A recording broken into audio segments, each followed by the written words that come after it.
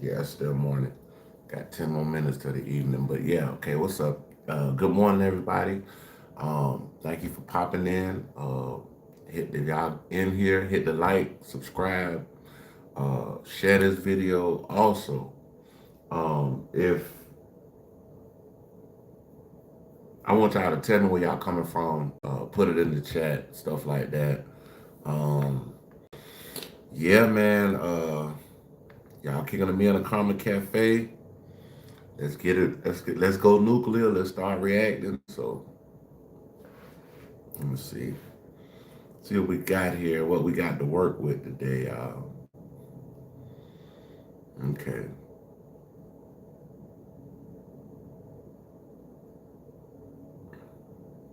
We're going to Panda Press. Y'all check out the Panda Press channel.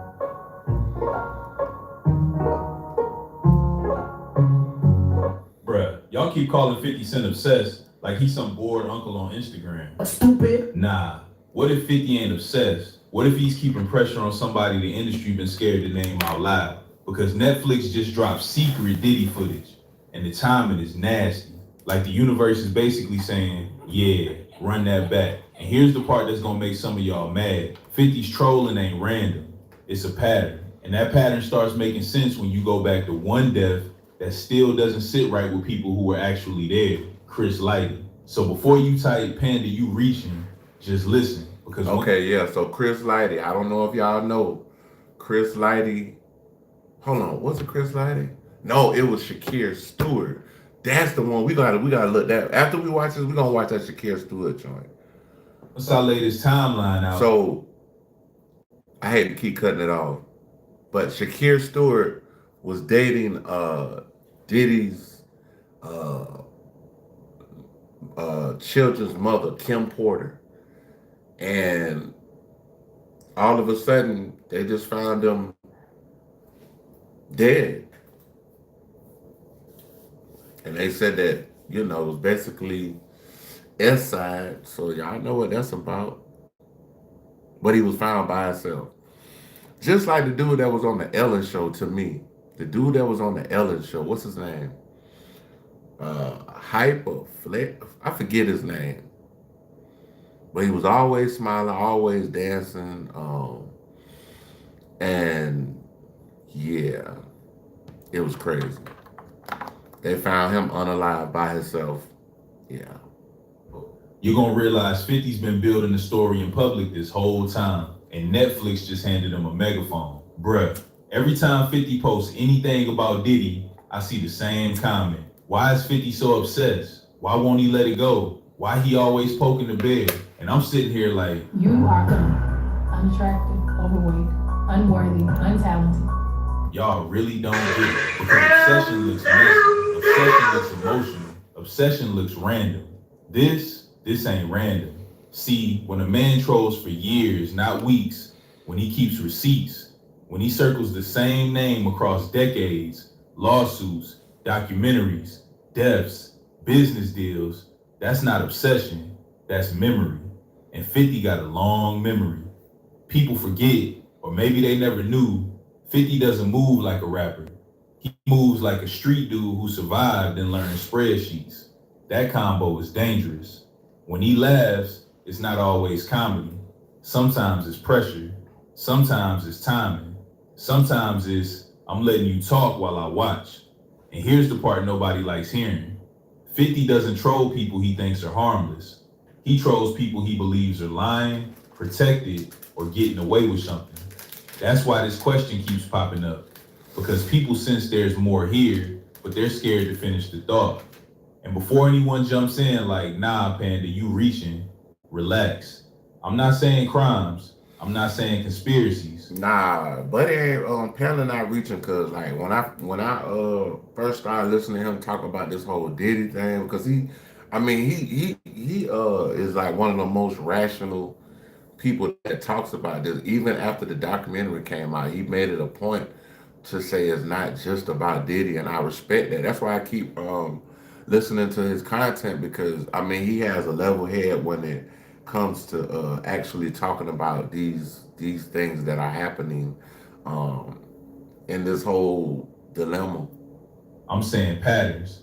And once you see the pattern, who 50 trusted, who he lost, and when the energy changed, you stop asking why he keeps talking, and you start asking when he decided not to stop. And that didn't happen on Instagram. It didn't happen during the vodka wars. It didn't happen with memes. Nah, that decision traces back to one moment the industry never really processed. And that's where this story actually starts. All right, this is where people get uncomfortable. Because if you ask folks who were around 50 back then, not fans, not blogs, not Twitter detectives, the people in the rooms, they'll tell you the same thing. There was a before version of 50, and there was an after. And the line between those two versions has a name, Chris Lighty. Now, bruh, Chris wasn't just a manager. That word don't even cover it. Chris was infrastructure. He was the guy who translated chaos into leverage. He was the one person who could walk into any room, labels, brands, execs, and everybody listened. For 50, that was his anchor. Chris wasn't hype. He wasn't yes man energy. He was strategy. And when Chris died, something in 50 shut off.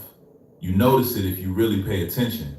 The joke stayed, the money grew, the smile stayed sharp, but the trust, gone, completely. After that, 50 stopped believing in coincidences, stopped believing official stories, stopped believing people at face value. And here's what messes people up. 50 didn't go on a press tour screaming foul play. He didn't cry on camera. He didn't start blaming names. He went quiet. And street dudes know when someone goes quiet like that, it's not because they accepted the story. It's because they're still reading it. Chris Lighty's death didn't just hurt 50 emotionally. It rewired how he sees power, loyalty, and proximity. Because Chris was one of the very few people who could exist between massive egos without getting crushed, including, Diddy. And when that buffer disappeared, the industry didn't just lose a manager. It lost the one man who kept certain worlds from colliding.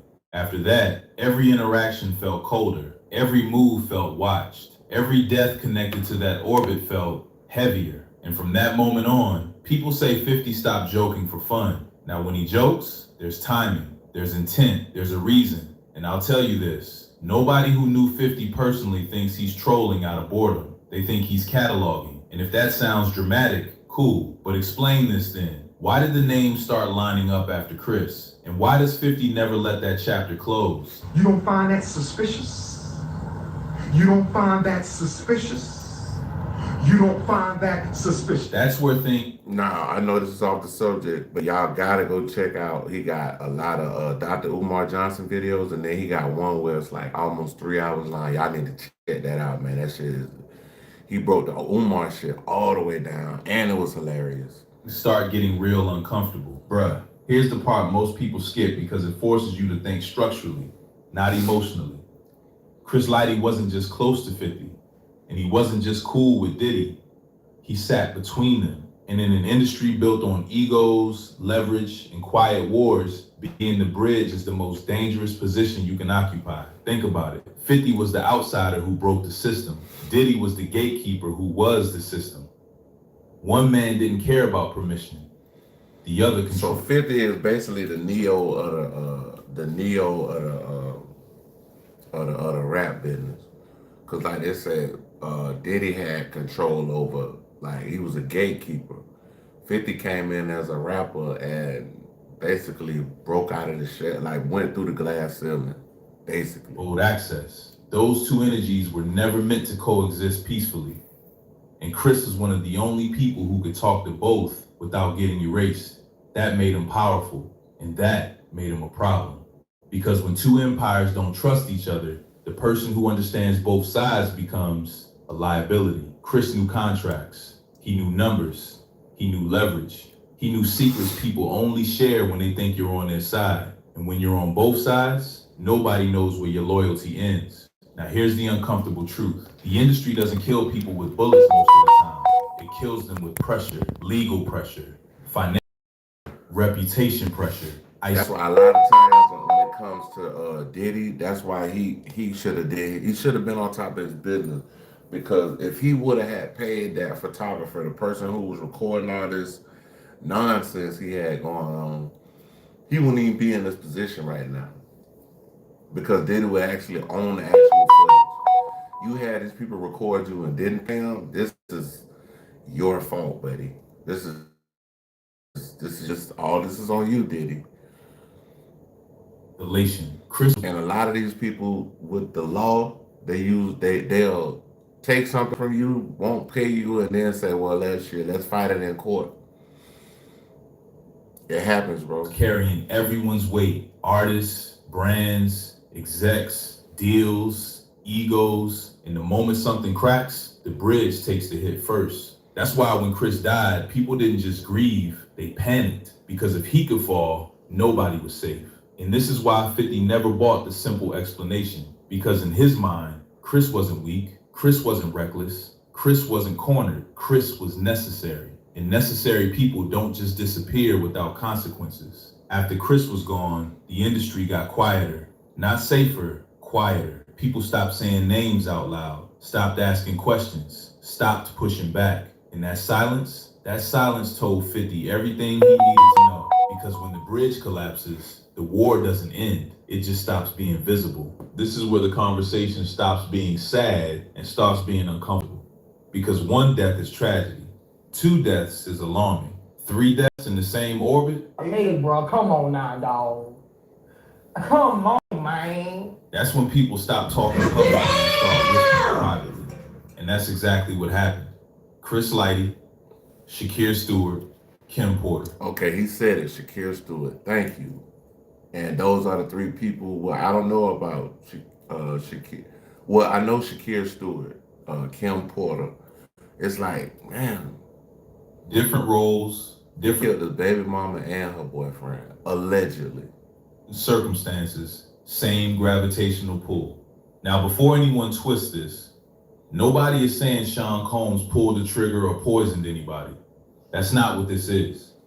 This is about patterns of pressure, power dynamics, and who survives when the dust settles. Here's the thing nobody likes to admit. Power attracts chaos, but unchecked power concentrates it. Diddy wasn't just influential, he was structural. He controlled access, he controlled narratives, he controlled careers, he controlled silence. And when you're close to someone like that, you don't just benefit, you absorb weight.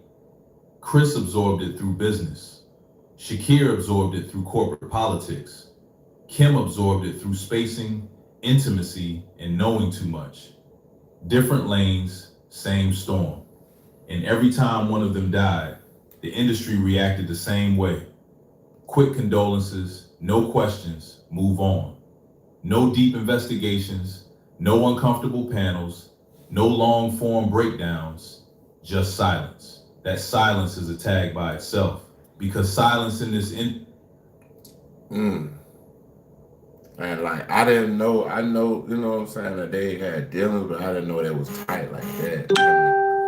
Him and Lighty, I didn't know they was tight like that, but damn. Industry doesn't mean ignorance. It means fear. Fear of being next. Fear of losing access. Fear of getting blackballed. Fear of stepping on landmines buried years ago. And here's the part that really stuck with 50. After Chris died, nobody filled his role. Nobody stepped up to become that bridge again. Why? Because everybody learned the lesson. Being the mediator between power centers and hip hop doesn't get you respect. It gets you crushed. And once that realization set in, the culture shifted. People stopped challenging Diddy directly, stopped pushing back, stopped protecting each other. They protected themselves. And that's why for years, 50 looked crazy to the public, because he was saying out loud what everyone else only dared to think quietly. That something about this whole orbit felt wrong. Not criminal proof wrong, energy wrong, structure wrong, outcome wrong. I mean, it's all right. Like, overrated as in my opinion. I mean, and you know what though? That's typically how the bullshit goes. You feel me? And when patterns repeat long enough, people don't need evidence, they need distance. Which explains why so many artists stayed silent, why so many execs disappeared, why so many people suddenly didn't know anything, and why, when Netflix finally aired footage and testimonies, nobody jumped to defend Diddy the way they normally would, because they already knew where this road ended. They were just hoping it wouldn't end publicly. Bruh, here's the part people keep skipping. This was never about proving one single crime. This was about explaining a shift. For years, all of this lived in whispers, back rooms, green. We never knew none of this shit. Like, I mean, we had speculations in the public. We definitely had speculations on certain things with Diddy for a long time, and that's true in part because of Tupac Shakur. Tupac was the first one to bomb on these dudes, and unfortunately, Tupac was the first one to go. Rooms. I can't say that. I will say behind the scenes, like bodyguards and things of that nature, especially with Suge, you know, that because they already was beefing, so people had dropped because of this before the, you know. And it all started right here in Atlanta at a party. Diddy and Suge got into it at a party out here in Atlanta at damn, what his name? Jermaine Dupri party. Cause all them used to be tight, dog. That never got recorded. Warnings that were always off the record. Chris Lighty's death was the moment the industry felt something snap. Cassie's lawsuit was the moment the public finally caught up. And right now, we're standing in the middle of that gap. Before, you could brush this off. Before, you could say that's just hip hop drama. Before, you could laugh at the memes and keep scrolling. Because with those, yeah, he actually, but the man it comes back with context. And suddenly, Chris Lighty doesn't feel like an isolated tragedy. Shakir Stewart doesn't feel like a random headline. Kim Porter doesn't feel like something you're not allowed to question. Not because everything was proven, but because too many people felt the same unease at the same time. That's how patterns work. They don't scream, they stack. And this is why 50 never let it go. Not because he wanted attention, not because he needed clicks, but because grief mixed with suspicion turns into vigilance. Damn, son. One person who protected you in an industry like this, you don't forget, you don't forgive, you watch. So when the walls finally started cracking, when Cassie spoke, when the footage surfaced, when the raids happened, 50 didn't react. He nodded, like someone who's been waiting for the world to catch up to a feeling he's carried for over a decade. And that's where we are now. Not at a verdict, not at closure, but at a reckoning, where the culture has to decide if it keeps protecting power or finally listens to the patterns it ignored for years. Because whether people like it or not, this story is no longer gossip. It's about who gets believed late. It's about who else involved with this shit. Really though, it's really. I'm telling you, that's what it's gonna. Cause boy, when that footage come out, if you caught on that bitch,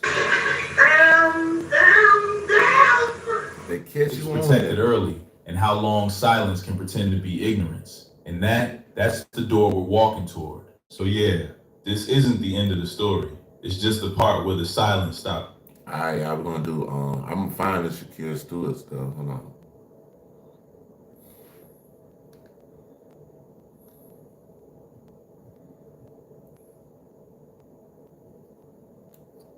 I got it.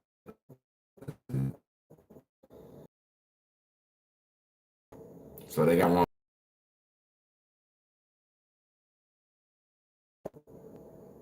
Okay, here we go. 1 year ago, 2 days ago.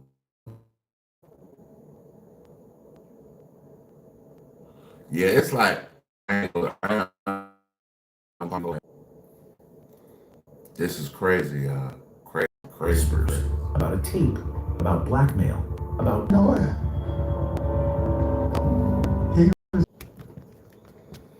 That's where we at, the ATL. to large-scale concerts featuring notable acts. After high school, Shakir took his ambitions to Morehouse College. This decision would prove life-changing. Attending an HBCU wasn't just about academics. It gave him access to a and he kept out flyers at 7 clubs a night, 7 days a week. Friends remember him hustling in freezing temperatures. No one else fully understood. Together with friends Chris Hicks, here co-founded Ivory Coast Entertainment. The company quickly became a major player. I never heard of the Ivory Coast. I probably read on the label maybe once or twice and didn't even notice it, but Atlanta's night. But this was only the beginning. The group evolved into Noontime Music, a publishing and production company that would play a crucial role in the careers of artists like Jonta Austin, Jazzy Fong, and Brian Michael Cox. By the late 1990s, Shakir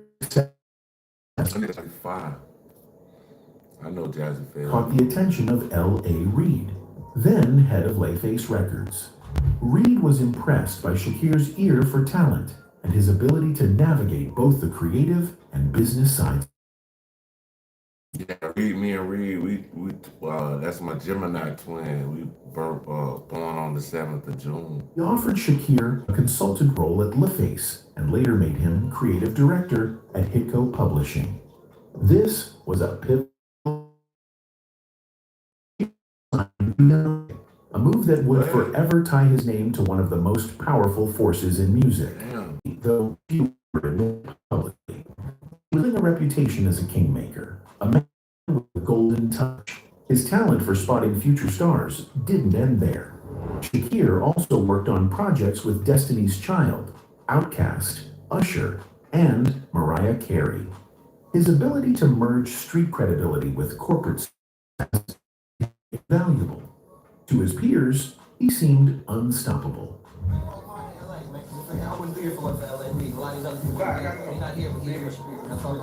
But even in these early days, cracks it seemed. Behind closed doors, there was about to find out, it seemed. Behind closed doors, there was about to find out just how dangerous it could get. He was rising fast. Just how dangerous it could get. He was rising fast. Here celebrating influence. Others in the industry were already watching him closely.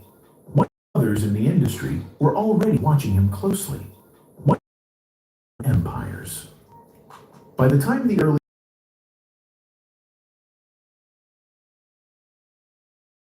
was a force to be reckoned with. But success comes with a price. And for Shakir Stewart, the cost was about to be higher than he could ever imagine. As Shakir Stewart's star continued to rise, by the early 2000s, his resume was stacked with accomplishments most music executives could only dream of. He had played a part in his career, helped push Destiny's Child into superstardom, and put his stamp on some of the biggest hits of the decade.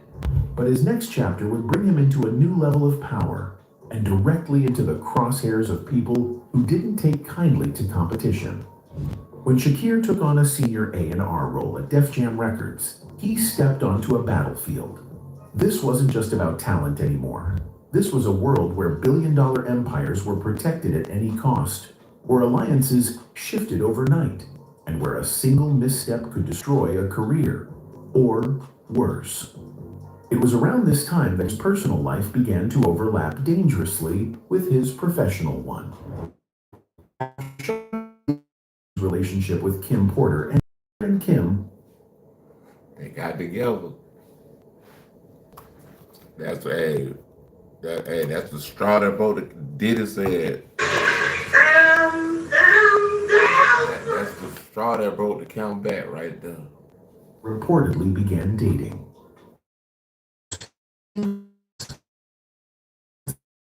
To him, Kim Porter wasn't